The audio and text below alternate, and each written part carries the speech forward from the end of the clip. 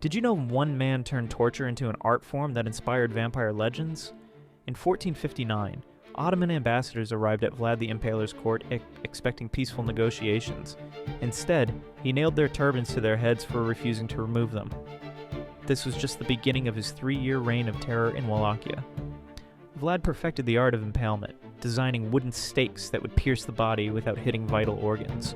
Victims could survive for days in excruciating pain while he watched. He arranged his victims in perfect geometric patterns across the countryside. His masterpiece was the Forest of the Impaled, where 20,000 Ottoman prisoners were mounted on shluks in endless rows. The bodies stretched for miles, left to rot for months as psychological warfare. Vlad would host dinner parties among the dying, eating while listening to their screams.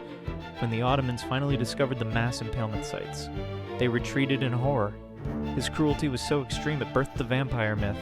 Reality was far worse than any legend.